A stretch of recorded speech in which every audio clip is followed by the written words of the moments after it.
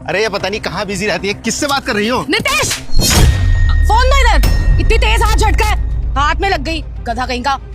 तुम पागल हो क्या? इतनी सी बात को लेकर तुमने मुझ पर हाथ उठा दिया, वो भी पापा जी के सामने। और क्या करूं मैं?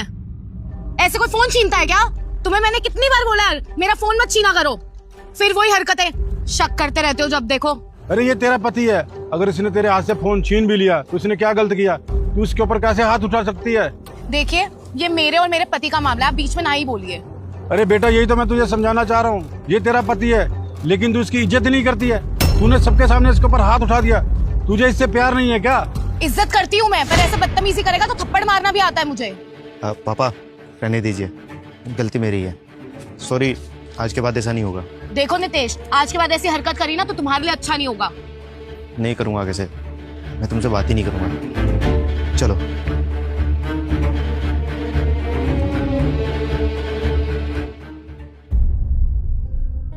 कहाँ जा रहे हो?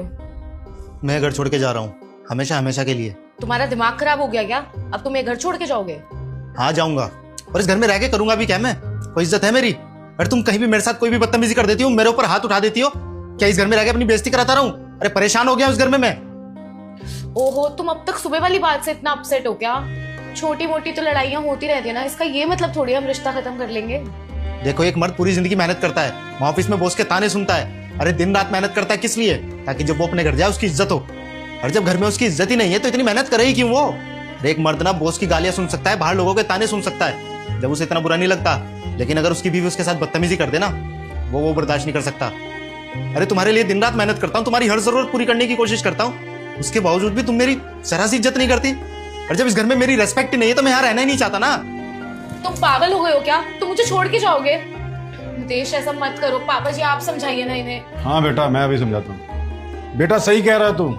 हाँ पापा, और अब इसको हमारी जरूरत भी नहीं है ना, क्योंकि अब ये पैसे जो कमाने लगी है, और इसका तो मानना यह है कि जो पैसे कमाता है बस उसी की इज्जत होनी चाहिए।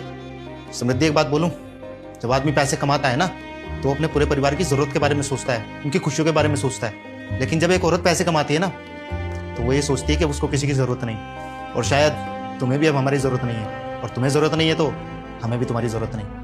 बेटा सही कह रहा हो तू, इस घर में तो तेरी इज्जत ही नहीं है, और जिस घर में तेरी इज्जत नहीं, मैं भी वहां नहीं रहना चाहता। इसे रहने दे अकेला, जहाँ मेरा बेटा रहेगा ना मैं भी वही रहूंगा।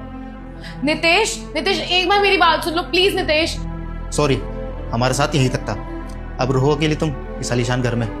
चलिए पापा।